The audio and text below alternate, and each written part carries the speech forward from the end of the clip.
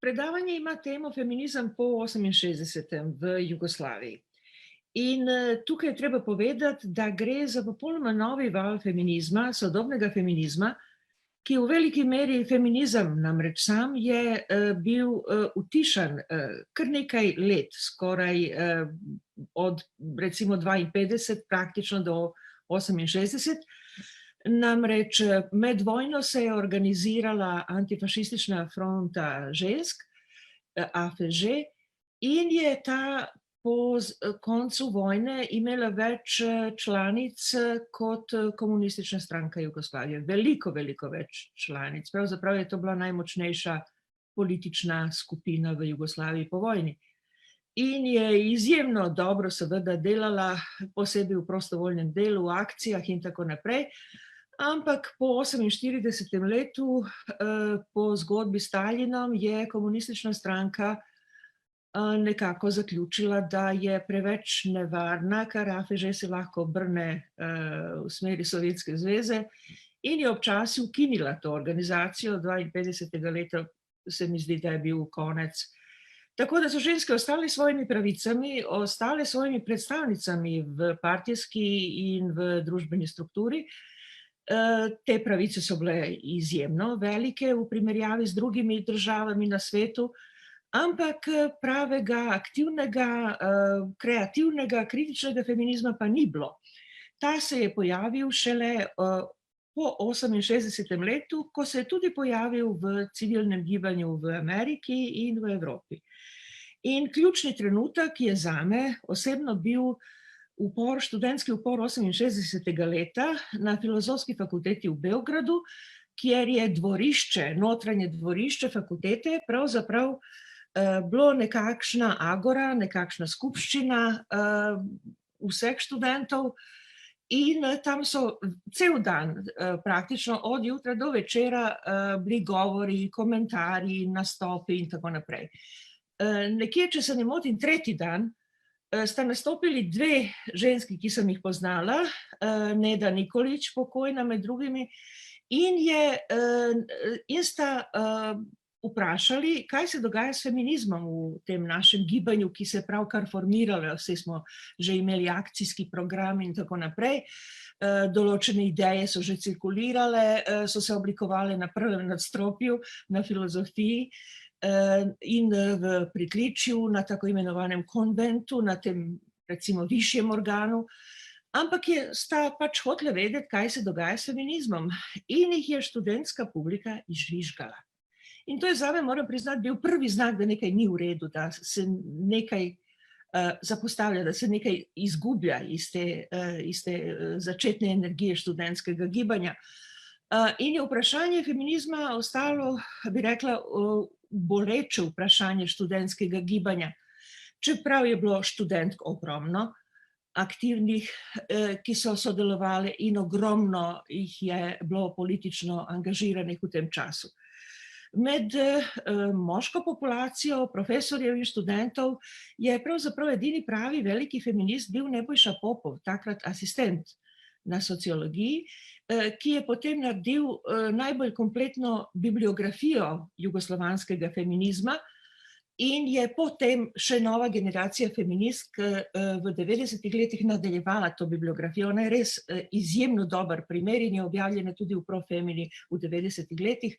Še enkrat, torej nekateri so bili feministi, zelo redki, in pa med žensko študentsko populacijo feminizem pa ni bil tema, ki bi se posebej razvila, razen v skritih krogih. In ta situacija se je nadaljevala s tem, da smo v tem času že imeli dostop do mednarodnih izdaj, do mednarodne literature o feminizmu, in smo bile obveščene o tem, kaj se dogaja. Torej, to so bila zelo kruta leta.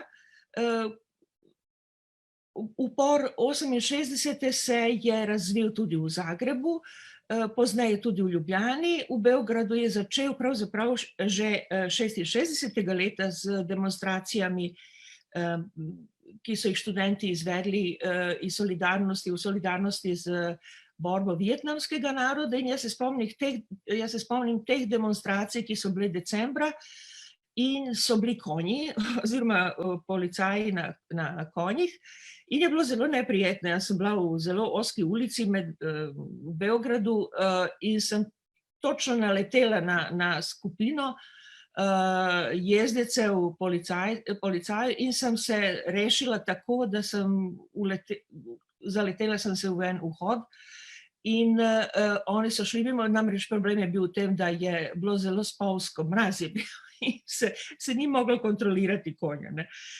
Vsekakor je to bilo pravi in kruto obdobje, ker po Titovem govoru 6. junija so študentje drugih fakultet enostavno pristali na vse, kar so sprejeli, vse, kar je Tito govoril, in so nehali svojim uporom, razen filozofske fakultete. Filozofska fakulteta pa ni bila zadovoljna in ni pogoltnila to, kar je ponujeno. In je to dvorišče kar naenkrat postalo center, če hočete, ilegalne dejavnosti. Saj smo vedeli, da agenti prihajajo, ampak smo se vsak dan dobili in naprej debatirali, se pogovarjali, nadaljevali s idejami, ki smo jih dobili v tem tednu, legendarnem tednu junija meseca. Med tem oziroma po tem dogodku so se zadeve razvijale tudi z represijo nad temi študenti, ki niso bili pokorni. Meni so odvzeli potni list in sem ga dobila šele 73. leta. Preganjali so nas, točno smo vedeli, kateri agenti so za nami, nas spremljajo in tako naprej. So nas vabili enega, v vrsti so nas vabili na pogovore v center v ulici 29. novembra ali tudi v UDBO ali v SDB, federativno UDBO. Torej, to je bilo nekakšno ilegalno življenje, pisali smo dokumente, razpravljali, premišljali in to je v tem smislu bilo izjemno koristno, kar smo brali, ker smo dobili nove ideje in smo se z njimi lahko ukvarjali. Potem je 70. leta nastalo na Hrvaškem izrazito nacionalistično gibanje. Hrvaško nacionalistično gibanje, ki je imelo za cilj separacijo Hrvaške. In tega se zelo dobro spomnim, ker smo na morju, na Jadranskem morju, smo v mestih dobili nekaj, kar se imenovalo Hrvatski tjednik, Hrvaški tednik, ki je bil pravi ustaški časopis. Ni bilo nobenega dvoma. In v določenem trenutku, in seveda je na univerzi bilo zelo močno to gibanje, in v določenem trenutku Tito se je odločil, da pač naredi čistko med vodji komunistične stranke na Hrvaškem in tudi da represivno uniči gibanje študentov, nekateri so šli v zapor, tudi mlajši.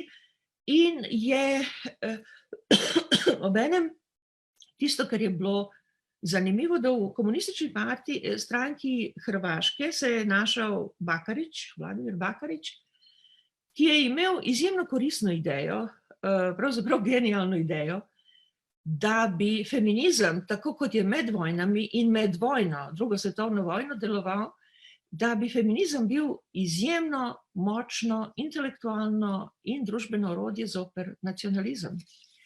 In je pomagal Filozofski fakulteti v Zagrebu, da se naredi pravzaprav neka skupina za feministično filozofijo.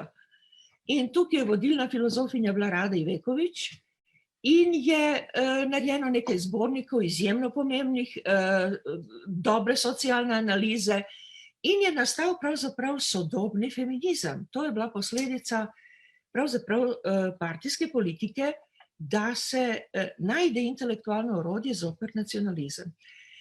In je ta produkcija naših hrvaških prijateljic, kolegic, bila izjemno pomembna za celotno Jugoslavijo. Res je, tam se je začelo. Teorija pravzaprav novega feminizma se je tam začela. Na drugi strani v Srbiji, denimo, je feminizem praktično bil prepovedan v tem času. Ni bilo nobene šanse, da se v javnosti govori o feminizmu, in v krogih teh disidentov z filozofske fakultete to je bila represija, ki je trajala leta. Profesorji so izgubljali položaj, 7 profesorjev so nagnali z filozofske fakultete, študentje so bili, tisti angažirani so bili preganjeni, kot sem že rekla, in v disidentskih krogih ni bilo niti besede o feminizmu. Sploh se ni omenjal. In v tej situaciji, ko je bilo preganjanje, nevarnost in vse ostalo, enostavno vsi smo mislili, da to morda ni najbolj pomembna zadeva, o kateri bi se pogovarjalo ali katera bi pač posebej izstopala iz programskih idej, ki smo jih imeli.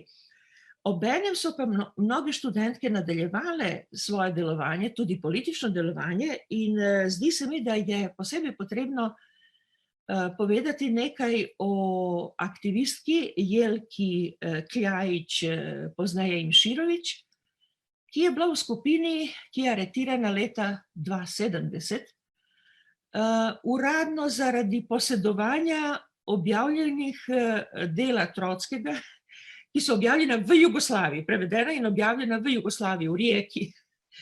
In je to bil razlog, da jih aretirajo in jih pošljajo v zapor po bolj formalnem sojenju. Tisto, kar je morda ključno v tem, je, da je Jelka skupaj s Pavlom Imširovićem, Vladom Janovićem in Milanom Nikolićem pravzaprav omislila novo stranko, ki je seveda bila skrivnostna, ilegalna. Ta stranka je bila RRP, Revolucionarna radnička partija oziroma Revolucionarna delavska stranka, in je imela program, ki so ga dobro skrili, torej ni se pojavil na sojenju. In v tem programu je pravzaprav bilo dosti o razširjanju ženskih pravic, tisti, ki so že obstajale v jugoslovanskih zakonih. Torej, skrbnost je obstajala za položaj žensk in ženska je bila aktivna, toliko aktivna, da je šla tudi v zapor. Z Jelko je bila povezana tudi Ljiljana Mijanović, soproga Vladimira Mijanovića, ki je bil študentski vodja. Tako da je cela ena radikalna skupina se je resno ukvarjala s političnim življenjem, z novimi strankami, z novimi možnostmi humanega socializma, in je ta ideja humanega socializma ostala živa v obdobju disidence. Samo naj omenim ta fakta, kako je to izgledalo, saj v Beogradu. 70. leta je bil velika stavka 4 šole, se pravi filozofske fakultete, likovne akademije, dramske akademije in filološke fakultete, vse so bile v isti soseščini. In to je bila stavka solidarnosti s kakanskimi rudarji v Bosni, ki so živeli v nemogočih pogojih v tem času. Ampak se je iz tega razvilo tudi drugačno gibanje in končno je oblast istega leta aretirala Vlado Mijanovića, Danila Udovičkega in še nekaj ljudi in so šli v zapor. In potem leto pozneje je Lazar Stojanović, filmski režiser, tudi šel skozi ta proces, obsojen, šel je v zapor zaradi filma Plastični Isus, ki je bil njegova diplomska naloga. Plastični Isus je zanimiv tudi zaradi tega, ker Lazar postavlja na izjemno zanimiv način situacijo spolov in položaj žensk. In to je originalno, zanimivo, evropsko, povezano s sodobnim feminizmom. Torej, te ideje so nekako tinjale pod pepelom, ampak so ljudje kaznovani zaradi takšnih idej. Torej, po teh dogodkih 68. leta je Tito razčistil, naredil čistko tudi v Srbiji, v komunistični stranki, in je ven metal tako imenovane liberale. Jaz moram priznati, da niti danes ne vem, zakaj so bili imenovani liberali, ampak vsekako so bili to izjemno razumni ljudje znotraj komunistične stranke. In da bi študentom pokazal nekako zahvalnost za to, ker so pač poslušali njegov govor in končali z uporom, je bivši oficirski dom v centru Beograda, to je stavba takoj do Jugoslovanskega dramskega gledališča, daroval študentski organizaciji. In na srečo so to inštitucijo vodili dve ženski, Dunja Blažević in Žarana Papić. Obe sta iz družin nomenklature, ampak sta obe bili visoko izobraženi Evropejki, ženski visoke stopnje znanja, rafinmaja, in sta vodili to inštitucijo izjemno progresivno. Pravzaprav je študentski center v nasprotju s tistim, kar si je želela komunistična stranka, center avangardne misli, avangardnih idej, predvsem za umetnike, za vizualne umetnike. Tam je tudi bila knjigarna, ki je imela neverjeten izbor tuje literature, vse kupili tam, tudi dobre pomne stripe, ki so politično bili dosti vprašljivi, ampak tudi to smo lahko kupili tam v tem centru.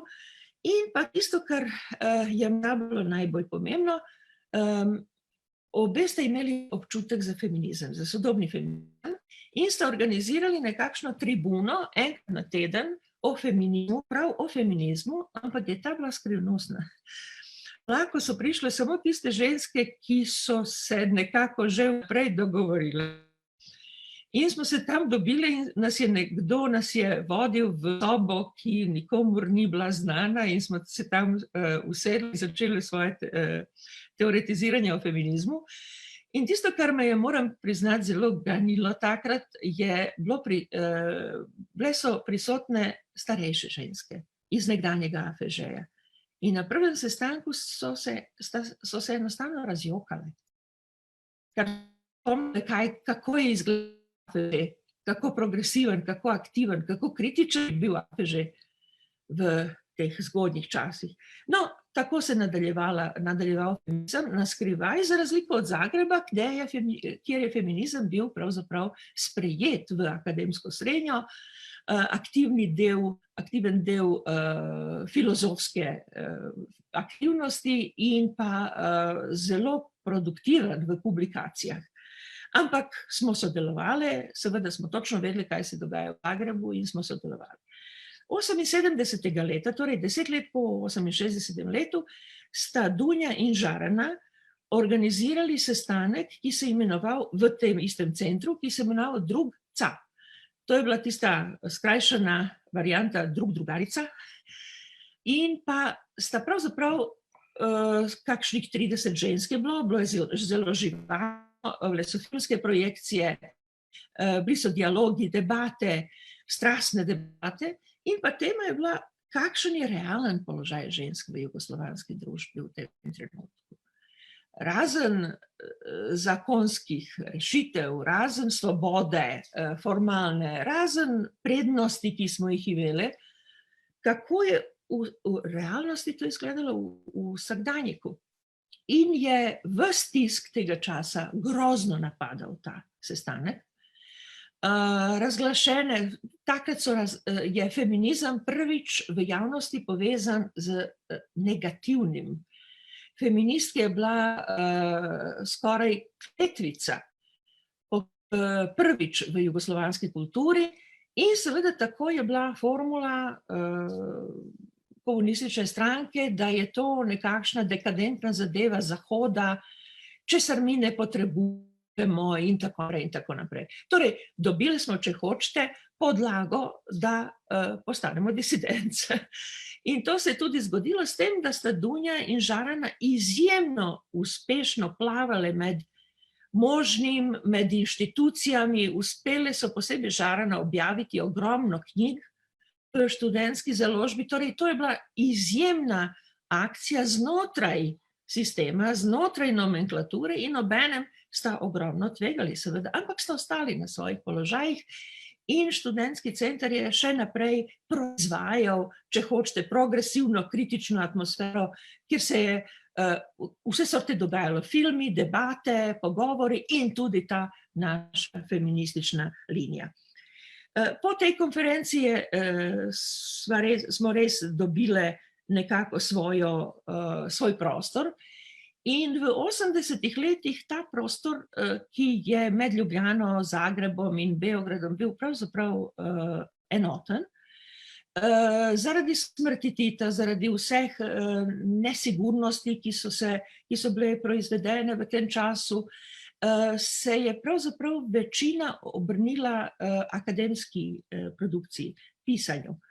Pisanje je bilo ključno in pa tudi teorije, ki so bile povezane s književnostjo, z žensko, tako imenovano žensko pisavo, s teorijo feminizma in v tem smislu je jugoslovanska feministična srenja odlično izobražena, po zahodnih vzorih bila obrnjena predvsem francoski teoriji, feministični teoriji. Francoska feministična teorija v tem času je bila izjemno aktivna, izjemno zanimiva in tudi v družbenem življenju Francije je bila močna.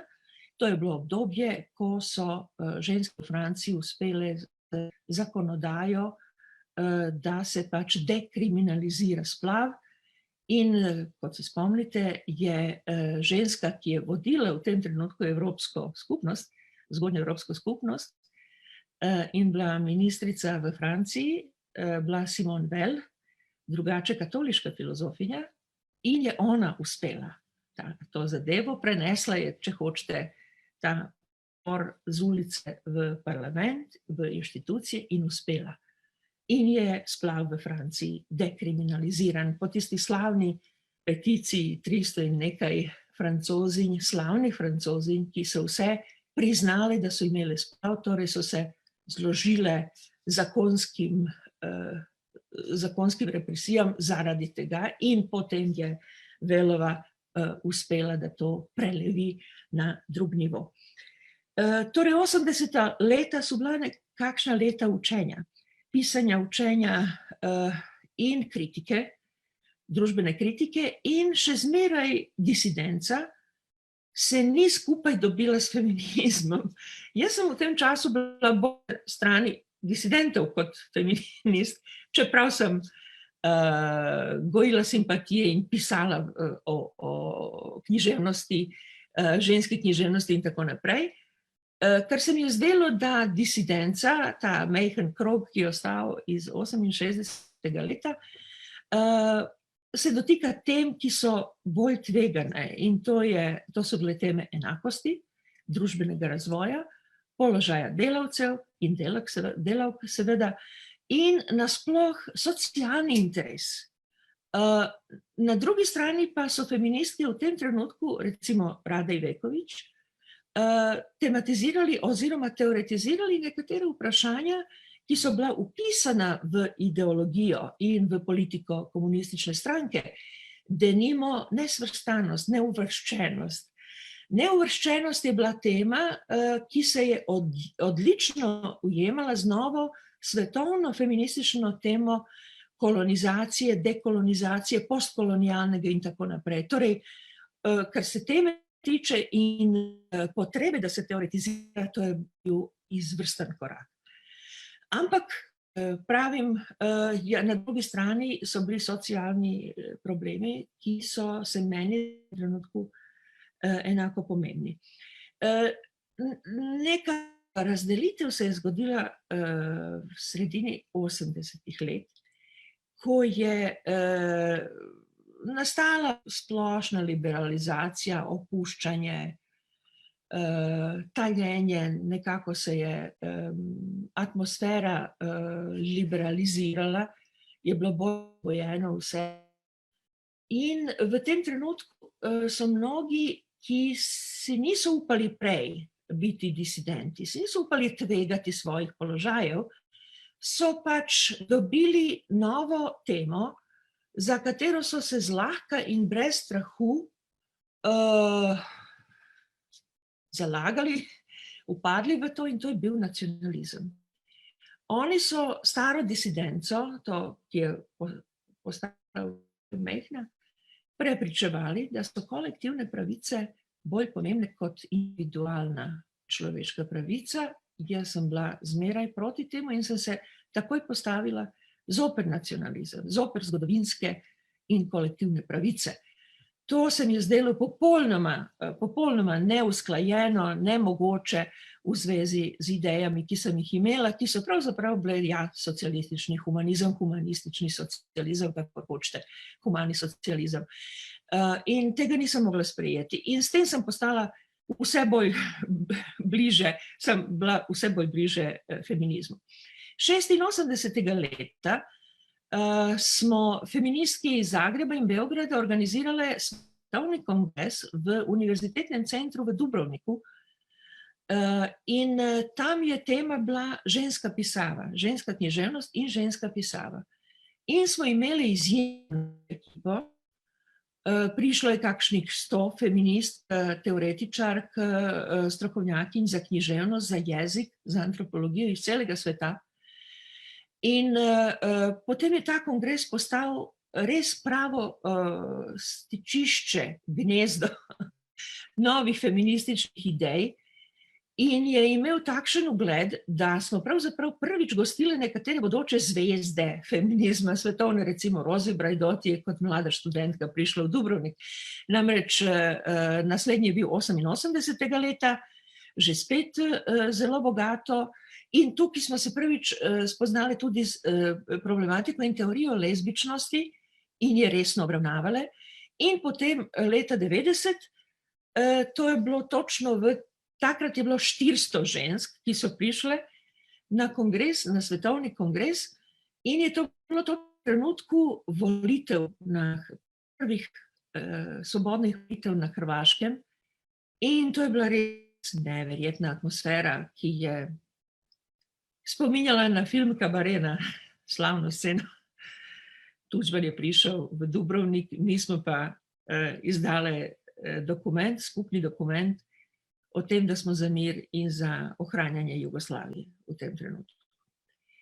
Torej, ta kongres je, čeprav je začel iz teorije, iz ženske pisave, je bil zelo političen. Prvič z lezbično teorijo in potem drugače. In na prvem kongresu 86. leta sem se jaz odločila in sem rekla, da meni bolj odgovarja feminizem, kar pokriva to novo področje nevarnosti vojne in razpada Jugoslavije in je politično veliko bolj napreden in veliko bolj kritičen kot stara disidenca in ta nova nacionalistična disidenca in sem postala feministka. Izključno feministka, bi rekla. Čeprav sem seveda imela dobre odnose s svojimi prijatelji, s katerimi sem preživela 20 let represije, konc koncev. Nekako v tem času sem se vključila tudi v stranko, eno novo stranko, in transnacionalna radikalna stranka Marka Pannella, italijanska stranka. To je morda bilo nezakonito, ampak je bilo precej zabavno v tej fazi. Pozneje je znana figura te stranke v parlamentu, italijanskem parlamentu, postala Čičolina, ampak to je druga zgodba. Rada bi, v zvezi s Čičolino pravzaprav, rada bi nekaj povedala.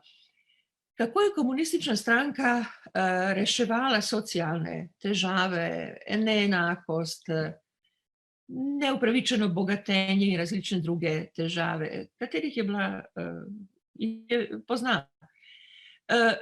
Je to bilo, eno je bilo gastarbajterstvo, oziroma pravzaprav tudi planirano pošiljanje delavcev v tujino, kjer so imeli veliko manj pravic kot v Jugoslaviji, ampak so imeli večje plače.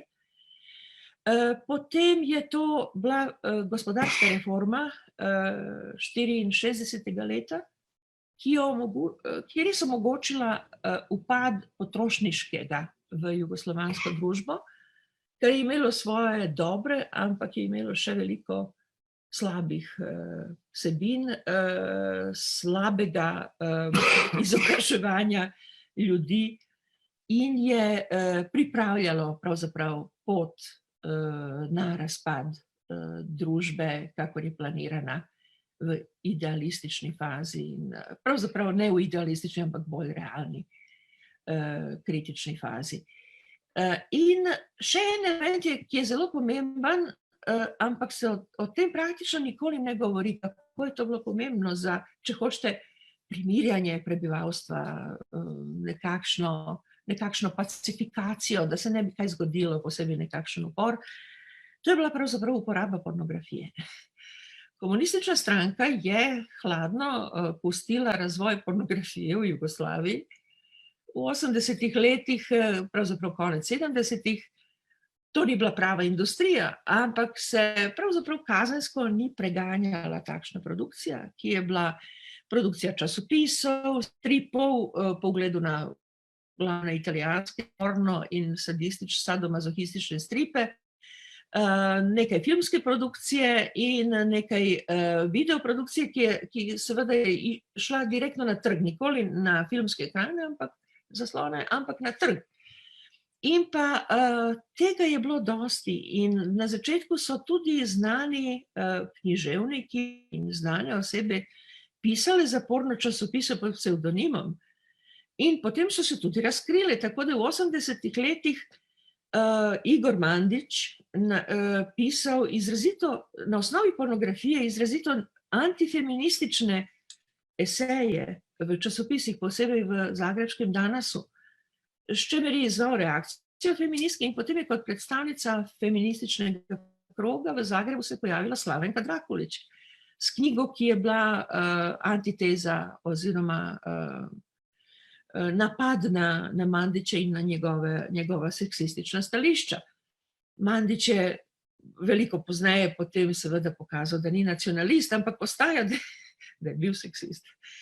In običajni nasvet teh intelektualcev pravzaprav je bil, zakaj pa Jugoslovanke ne bi se fotografirale brez spodnjic, saj to je emancipacija, tako je bilo zamena za emancipacijo, naj bi bila pornografija, ne?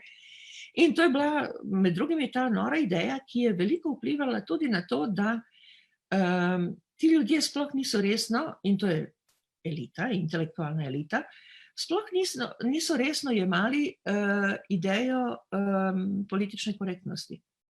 Ideja politične korektnosti je bila izvrstna.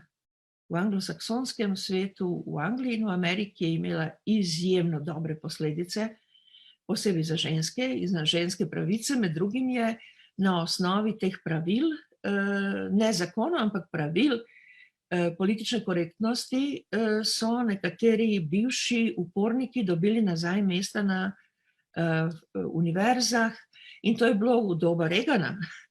Torej, te zadeve in seveda, da niti ne govorimo o tem, koliko je to bilo dobro za emancipacijo, za rasno emancipacijo, za uničevanje rasizma in seksizma. In to je naša intelektualna elita ves čas se posmehovala politični korektnosti, pa še danes. No, to je poceni štos, bi rekla, takrat je bil in danes je še zmeraj. Niso sploh razumeli, kaj to pomeni. Ampak pornografija je bila pravzaprav eno od orodij komunistične stranke, da pacificira prebivalstvo, državljane. In v 80-ih letih se je recimo na državni televiziji, se druge ni bilo, je petkom zvečer so puščali, ne zvečer, skoraj okrog polnoči so puščali tudi hardcore porno filme za moške, da se pač relaksirajo po delovnem tednu, ne? In v soboto dopoldan pa prve milnice za ženske, da se pacificirajo po delovnem tednu. Tako da je ta neka notranja politika bila še kako pomembna za utrjevanje, če hočete, potrošniške mentalitete, za utrjevanje seksizma in pravzaprav za počasi zapuščanje idej o enakosti in za napade na feminizem. Tako da je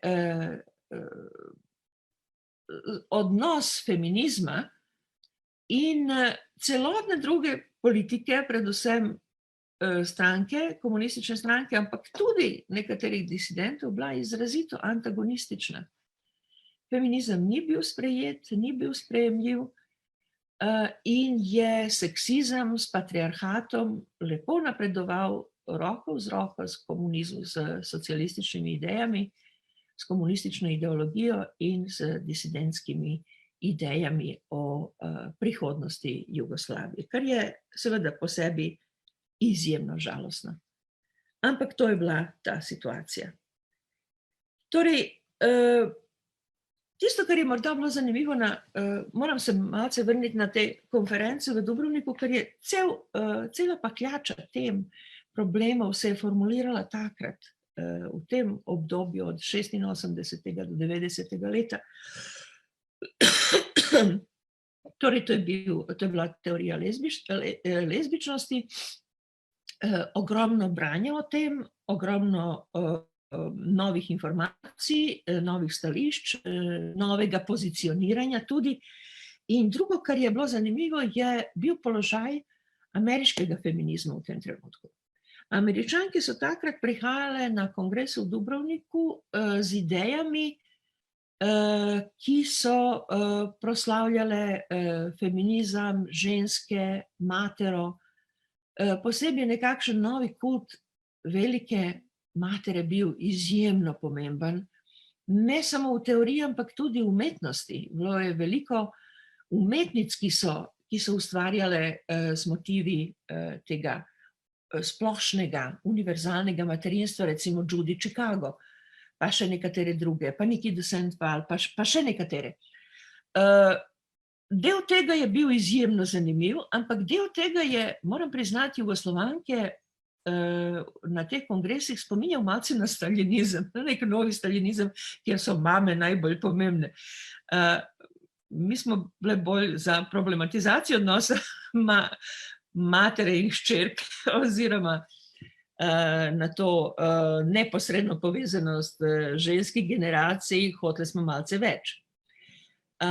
Tako da so nam ameriške ideje izgledale malce grobe, malce pretirane.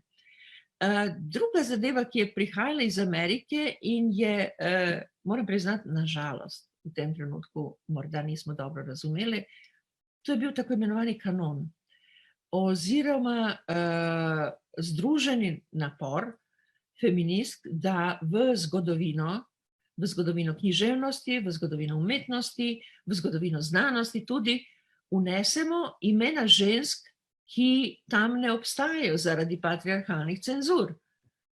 In to je bilo iskanje dokumentov, dnevnikov, ne natisnjenih rokopisov žensk in tako naprej. Torej, raziskovanje, ki je pravzaprav v osnovi bilo filološko raziskovanje.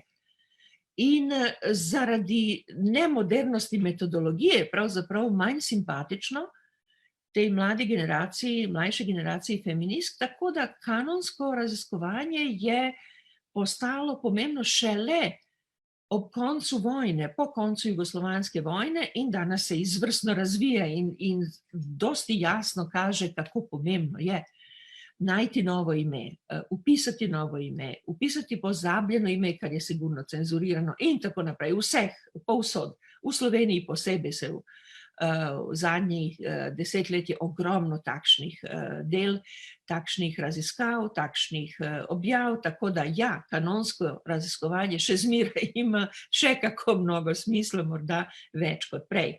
Torej, to sta bili točki, kjer smo se kolektivno malce razhajali z Američankami, ampak potem je med vojno prišel val Američank in ameriških teorij, ki so pravzaprav na določen način kulturno kolonizirale evropski feministični prostor in v veliki meri zmanjšale pomen, denimo, francoske teorije in drugih teorij. In med vojno, vsi se spomnimo, kako skoraj manično so prevajali Judith Butler in njene knjige so bile povsod v prevodih, izjemno koristne, ampak pravzaprav v tej situaciji morda manj koristne kot nekatere druge, ki bi nam bolj jasno povedali, kaj je treba narediti med vojno. Tako da če hočete, ta revanša Američank ki so prišli v Evropo, zelo pogosto z denarjem fondacij, ki so bile izrazito konzervativne, antikomunistične in temu podobno, je bila na eni strani koristna, a na drugi strani pa je malce upočasnila tisto, kar bi se lahko zgodilo recimo v Nemčiji in v drugih, na Poljskem in v drugih državah. Ko pride ameriška feministka in vam pove, ne se bati feminizma, lahko ste ženska in feministka, to smo nekako razrešili 20 let prej. In pa vam govorijo o ženskih pravicah, recimo v vzhodni Nemčiji, v kateri so ženske imele ogromno časa, leto, 2, 3, 4, na Madžarskem tudi 4 leta po porodu, plačo garantirano in ostalo in so se lahko posvetile otrokom, če so hotele, če so tega želeli. In druge zadeve Američanke so v tem trenutku dobile kot porodno obdobje 3 tedne. Tako da je zadeva bila komična v primerjavi s tistim, kar so imele prej in zdaj so se morale navaditi na veliko manj pravic, kar je v vseh državah po padcu Berlinskega zidu, v vseh državah je bil backlash. Zmanjšanje pravice žensk, posebej v socialističnem bloku je to bilo tako izrazito, da še danes vidimo sledove tega zmanjšanja ženskih pravic, zmanjšanja možnosti žensk. Še danes se borimo za iste zadeve, za katere smo se borile 50 in 70 let prej. Torej, bil je backlash, zelo pomemben in on je v veliki meri povezan z ameriškimi feministkami, ampak v teh krogih ameriških feministk je kritika tako živa in tako prisotna in tako ugrajena v obnašanje, da že 93. leta, recimo na Annette Funk, ameriška feministka pisala točno o tem in kritizirala sebe in svoje kolegice, ki so to delale v Evropi. Torej, kar se tega tiče, je ta debata bila izjemno koristna med feministkami. In seveda, da niti ne govorimo o tem, koliko je žensk iz Jugoslavije med vojna, posebej iz Bosne in Hercegovine, odšlo v Ameriko in pač imelo možnost, da nadaljuje svoje študije tega tipa. Torej, razen vprašanja kanona, razen tega odnosa z Američankami, je v 80-ih res se je zgodilo ogromno sprememb. Jaz sem govorila o tem akademskem napredovanju. V to nekako računam tudi svoje delo na Ljubljanski univerzi. Jaz sem namreč 86. leta začela kurse srbsko-hrvaške književnosti. In ko sem imela kurs iz avantgardne književnosti, sem enostavno vključila v to žensko književnost. In potem je to postalo standardni del mojih predavanj, vse do 92. leta, ko so mi pač pogodbo končali. In sem predavala žensko pisavo, žensko književnost, ženske avtorice, srbske in hrvaške. In pozneje, ko sem dobila končno neko delo v Sloveniji, to je bilo 96. leta, sem imela honorarno oziroma izbirni kurs na Filozofski fakulteti, ki se imenoval Balkanske ženske. In to sem predavala vse do leta 2012, ko so pač ustavili to pogodbo z mano. Torej, kar nekaj let sem imela možnost, da govorim o balkanskem feminizmu in v ta kurs sem zmeraj vključila tudi zgodovino sodobnega feminizma, torej od konca 18. stoletja naprej, ampak sem posebej govorila tudi o feminizmih pred feminizmom. In potem ko sem začela predavati na ISH, na Ljubljanski podiplomski šoli za humanistiko, je to postal moj kurs, moj stalni kurs o feminizmih pred feminizmom, torej o feminističnih idejah, ki jih lahko najdemo tudi prej. Jaz sem jih seveda našla v antičnih kulturah, v grški in rimski kulturi in v drugih antičnih kulturah. Torej, To je bila neka možnost upisovanja, če hočete, v akademijo, v akademsko srednjo, ne samo idej, ampak tudi podatkov, informacij, novih pristopov, kritike, novega branja in končno vseh novih idej v feminizmu, tako da sem kot profesorica na svojo srečo doživela tudi tretji val feminizma. Torej, kar se tiče politike feminizma, jugoslovanskega feminizma, rada bi omenila to, kako so se zadeve obrnile v 80-ih letih. Prvič, nastalo je zelo tesno sodelovanje med Ljubljano, Zagrebom in Beogradom v akademskih krogih. In recimo, če feministična doktorska disertacija ni šla v Beogradu, kar je bilo skoraj normalno, v Beogradu je zelo težko feminizem našel svoje poti, da se izraža in pokaže, potem je recimo ta kolegica šla v Zagreb, pa je tam doktorirala. Tako da sodelovanje je bilo konstantno in seveda sodelovanje za organizacijo tistih svetovnih kongresov. Veste, kaj to pomeni organizirati kongres za 400 žensk. Tu si pa res moral delati eno leto, najmanj eno leto na tem. In pa tisto, kar se je zgodilo pozneje, je bil povsem pričakovan, ampak še zmeraj izjemno dragocen plod in sreča za mnoge, ki smo jo uspeli pripraviti pred vojno. In to je sodelovanje žensk med vojno. Med vojno so ženske iz Bosne, Hrvaške, Slovenije in Srbije sodelovale. Ne gre samo za organizacije prisotne v različnih srenjah, kot so denimo ženske v črnem, protesti zoper vojno, ampak gre tudi za kanale, skrite kanale, po katerih so na eni strani ženske iz Bosne bežale na Hrvaško in tam dobile možnost bivanja, napredovanja. In na drugi strani to se dogajalo tudi v Beogradu. Veliko muslimanskih žensk je našlo zavetišče v Beogradu in so tudi od Rdečega križa dobivale pomoč. In tudi v Ljubljani, kot veste, primeri bosanskih beguncev in begunk, manj slavna zgodba, ampak nekaj jih je uspelo tukaj ostati.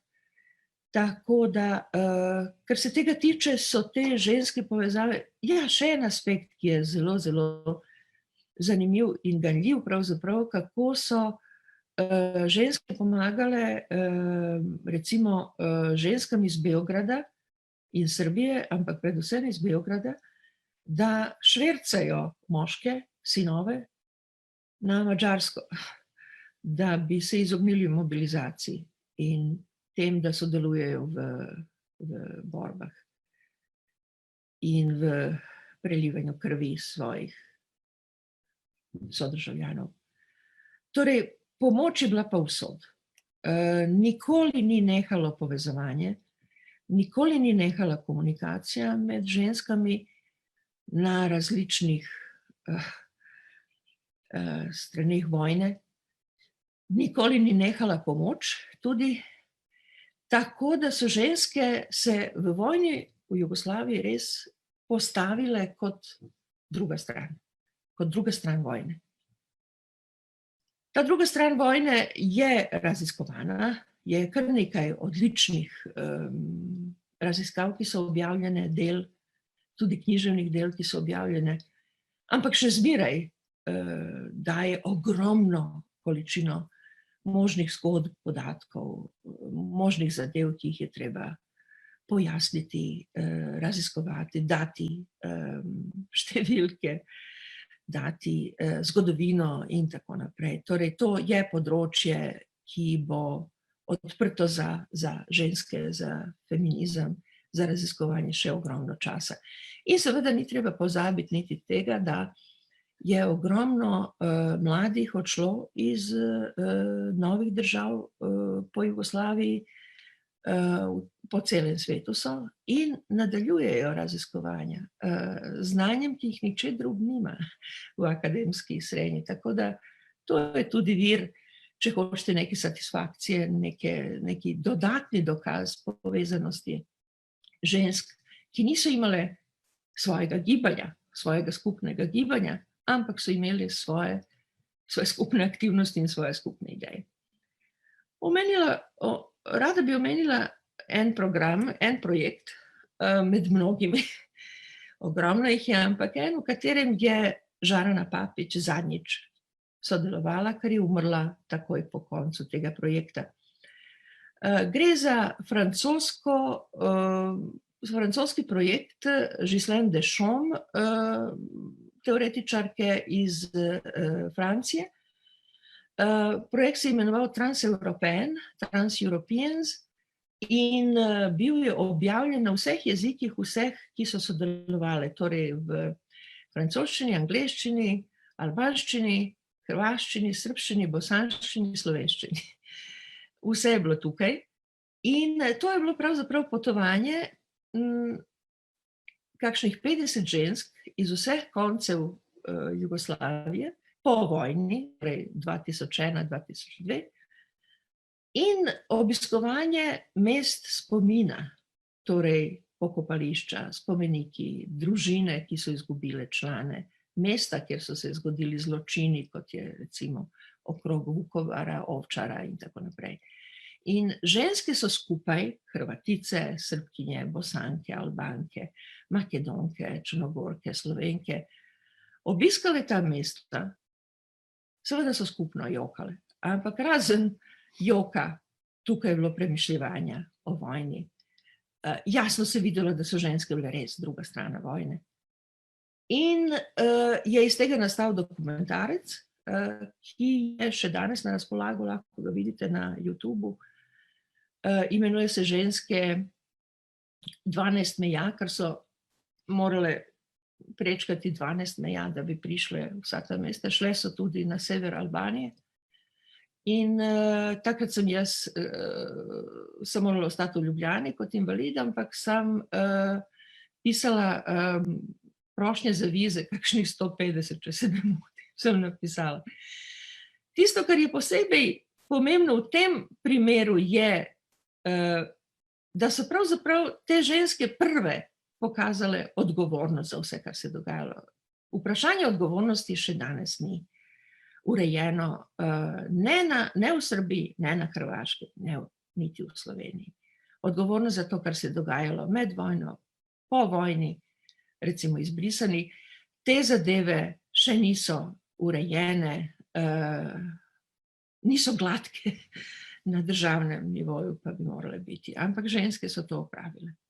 In ta dokumentarec in knjiga, ki je šla na vseh teh jezikih, pričajo o tem, kako so se ženske med vojno obnašale in kako pravzaprav tudi brez formalnega društva, brez formalne fronte, brez formalne politične stranke so pač zlahka uspele, da nekaj povedo o vojni in pa da nekaj izpeljejo po tej vojni. Spomnim se, ko so prišli v Ljubljano na svoji poti, je ombudsman za človekove pravice bil Matjaž Hanžek, ki je odlično vedel, kaj je treba reči, kako se je treba obnašati, kaj je treba vprašati, kako odgovarjati na mnoga vprašanja, recimo, če sedite z materami iz Srebrenice, kaj jim boste povedali in tako naprej. In s to možnostjo sodelovanja in delanja tudi brez organizacije, ki je zadnja, jaz bi raje videla dobre organizacije, že spet, bom končala to predavanje in bi med mnogimi, če hočete to, kanonsko upisovanje, med mnogimi feministkami, teoretičarkami, ki so pisale, ki so izjemno pomembne, bi omenila samo eno, ki je umrla 2007, eno teoretičarko književnosti, ki je izjemno pomembna za študij spolov, ki je ogromno dala od sebe v teoretizaciji, v terminih in predvsem v odnosu do študentov, in to je profesorica iz Sarajeva, Nirman Moranjak Bamburač. In z njenim imenom bi nekako končala to predavanje. Hvala.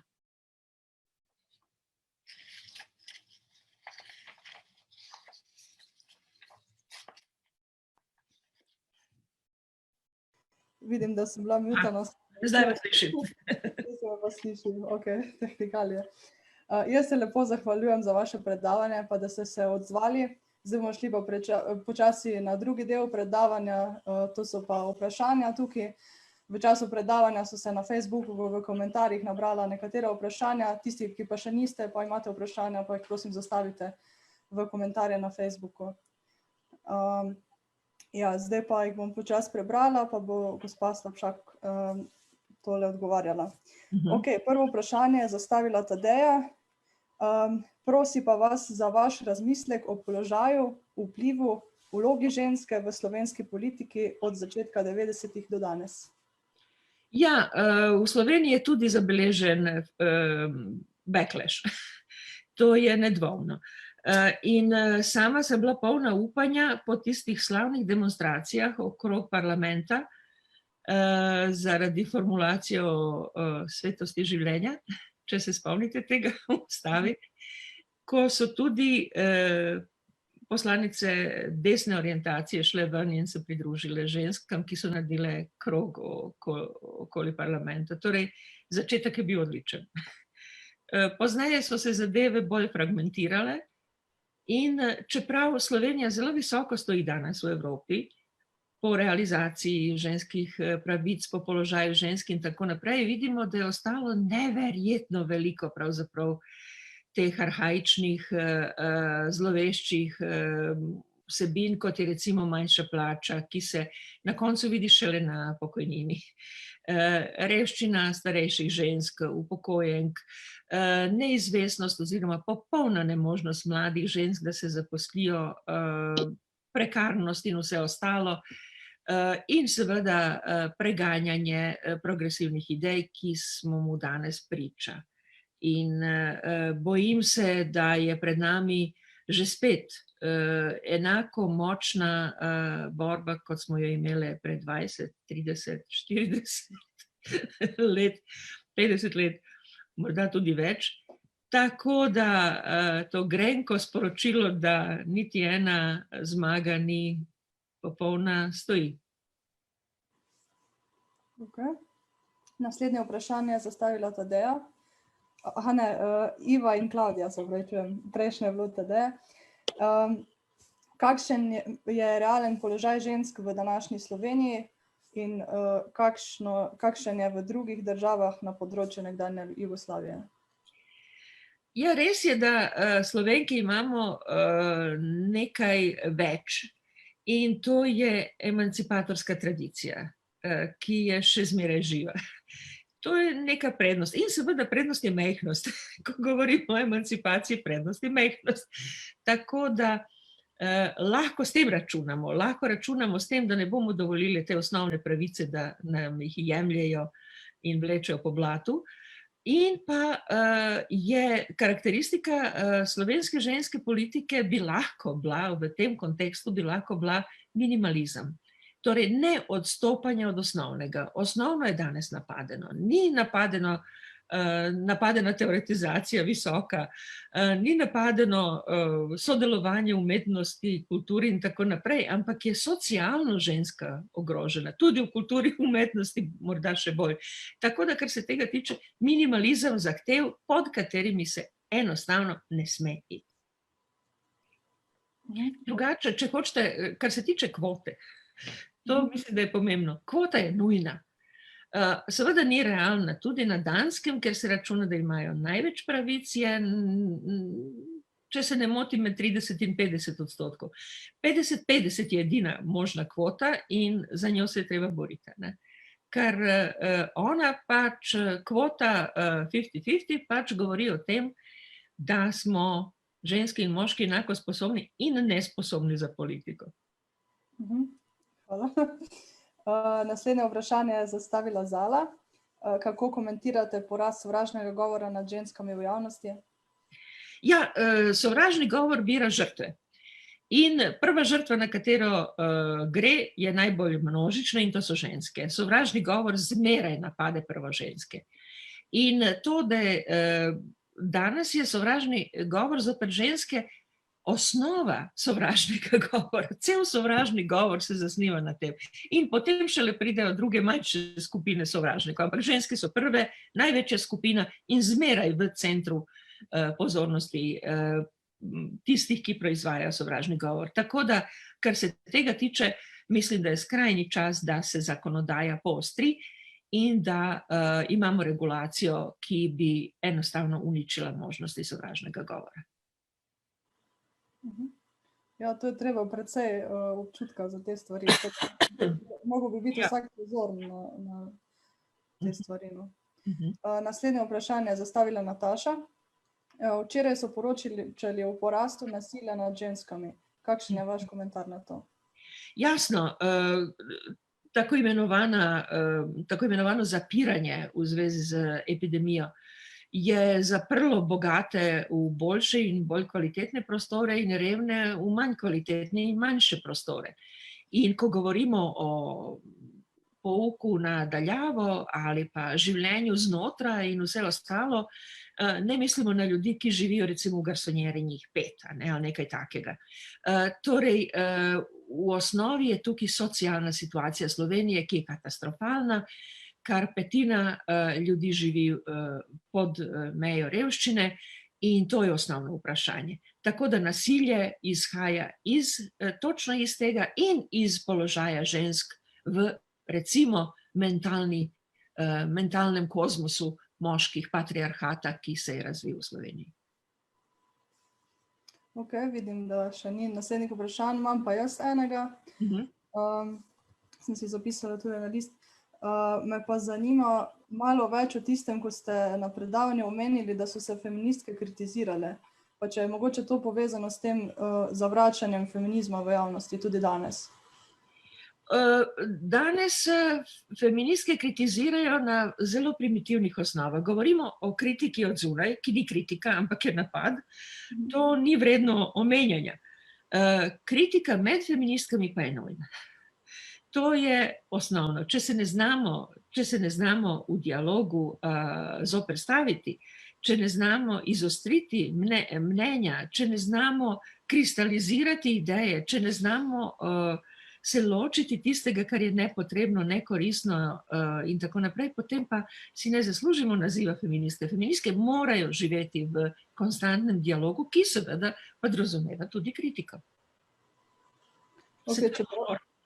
To je bencin, na katerega delamo.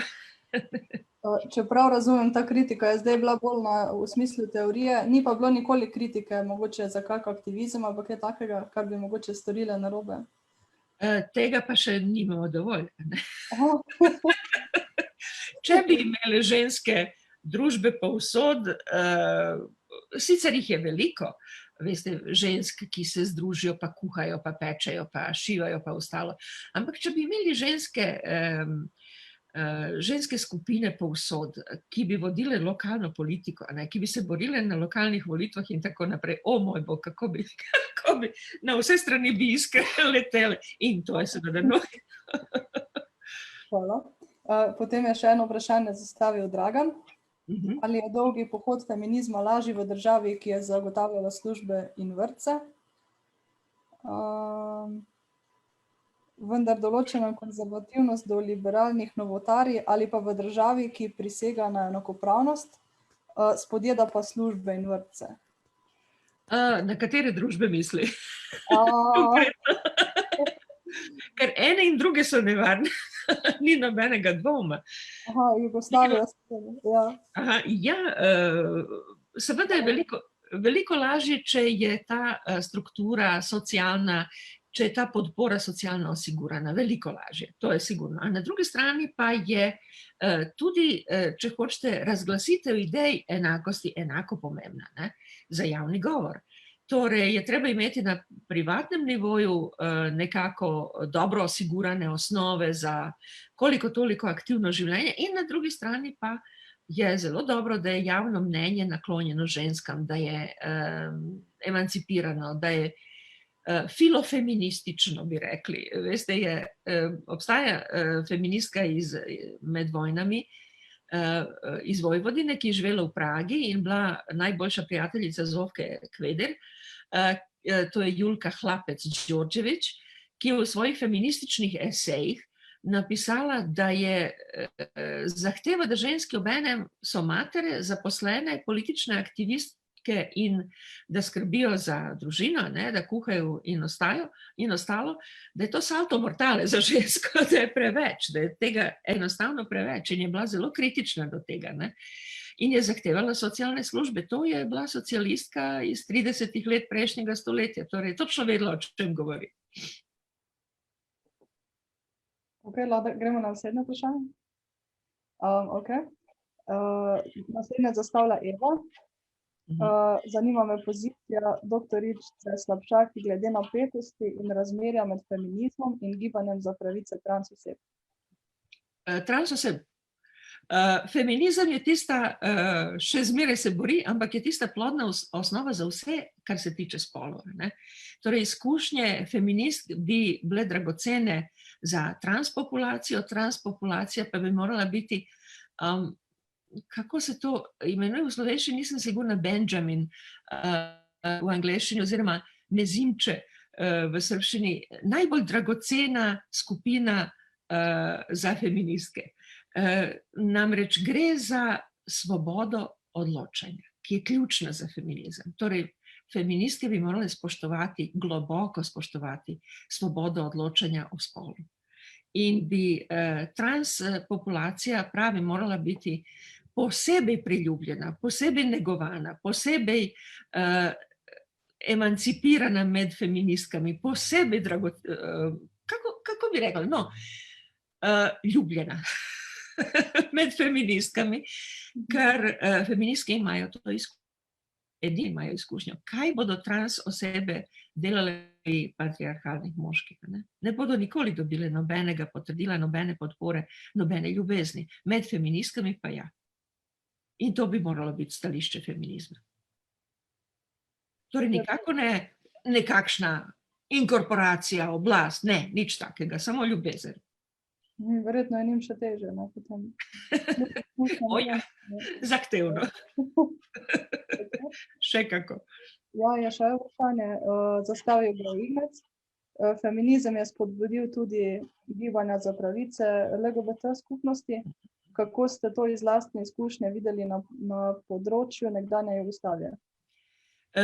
Položaj lezbik je bil kazniv, ampak se ne spomnim procesa. Sicer je en mlajši raziskovalec točno to delal, ne vem, če je že objavil to raziskovanje, kako je s tem šlo prej. Po drugi svetovni vojni je to, bi rekli, bila folklora elit v določenem smislu.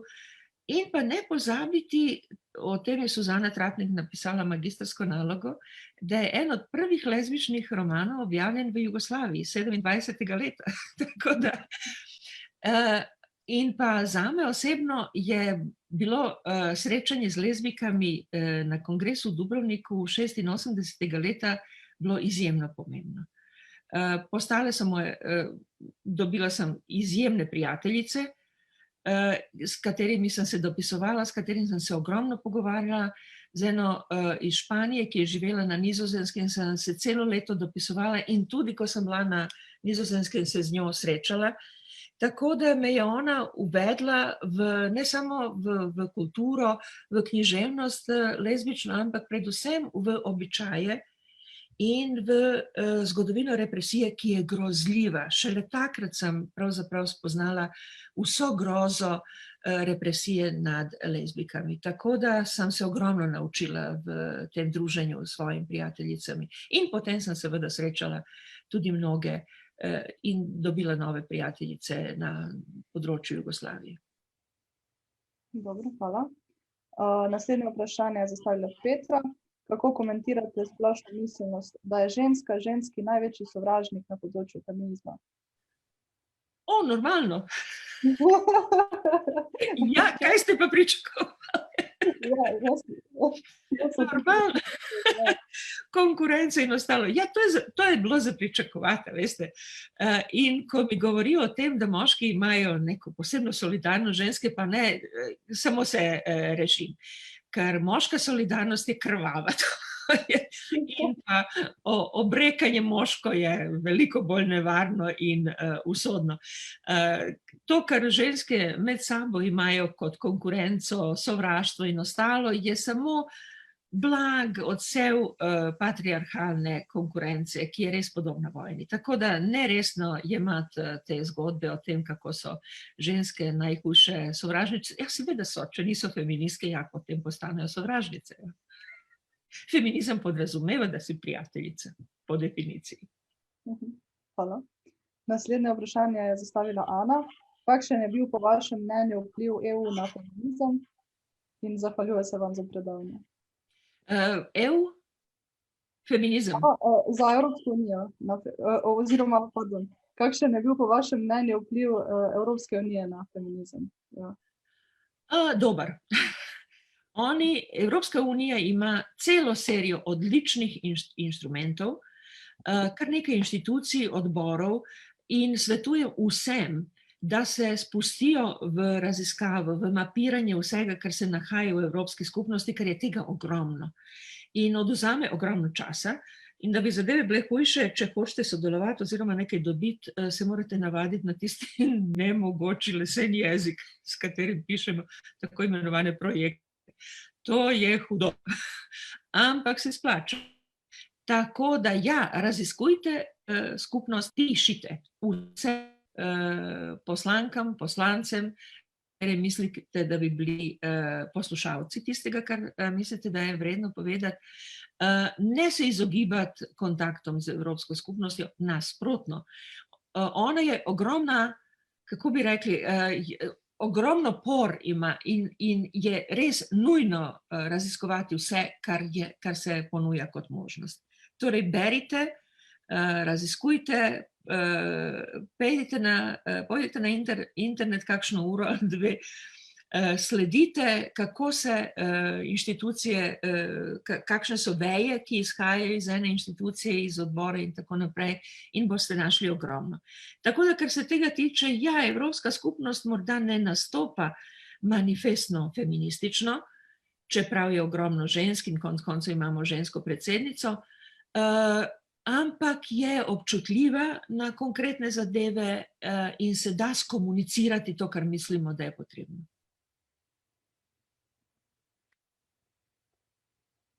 In s tem seveda ne pozabite, s tem mi izboljšamo Evropsko skupnost in ne naredimo bolj feministično. Dobro, hvala. Naslednje vprašanje je zastavila Tatjana. Poljska je po The Economistu v Evropski uniji rangirana na 1. ali 2. mestu kot država, kjer imajo ženske največ možnosti, da dosežejo vodilna menedžerska delovna mesta. V luči recimo popolne prepovedi splava bi rada, da komentirate. Zdaj menda grozi tudi prepoved ločitve. Veste kaj, problem Poljske je seveda katoliška cerkev in konzervativna ideologija, ki je povezana s tem. In na drugi strani je pa tudi Evropa ima svojo odgovornost, kar je prevzela Poljsko, ki je ogromna. To je ogromna kultura, ogromna država, ogromno težav.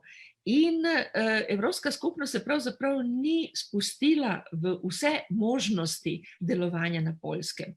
Tako da upor žensk, ki se mora končati zmago, ni druge, je odgovor na nebrigo Evropske skupnosti in obenem na to razraščanje konzervativnega katolicizma in antikomunizma, ki uničuje res samo tkanje poljske družbe. Tako da ženske, ki se borijo zoper ta režim se borijo pravzaprav za Poljsko, za drugačno Poljsko v celoti. Tako da moramo jim pomagati, kar gre za revolucijo. Ni nobenega dvoma, da danes na Poljskem gre za revolucijo. To, da ženske dobijo menadžerska mesta, to, da je seveda odprta pot vsem kapitalističnim idejam in inicijativam, ja, to je razumljivo. To je ta molčeča armada, tisti, ki imajo denar in kapital in ponujajo svoje usluge režimu. To je katastrofa, ki jo vidimo tudi v mnogih drugih državah. Zdaj pa je videti, da je nekako teh vprašanj konec. Tako da bi jaz počasi zaključila, če se ne bo še nič pojavilo tule notri v chatu. Lepo se zahvaljujem vam za odgovore, za vaše izkušnje, ki so res bogate. Res je posebna priložnost poslušati nekoga, ki ima toliko izkušenj iz tega gibanja. Pa upam, da ni preveč prekinitev z moje strani, ker nekako imam slabšo povezavo. Me ne mara, tako da. Jana, hvala vam in vsem, ki ste me poslušali. Hvala tudi poslušali. Hvala za vse in užitek je moj. Hvala vam.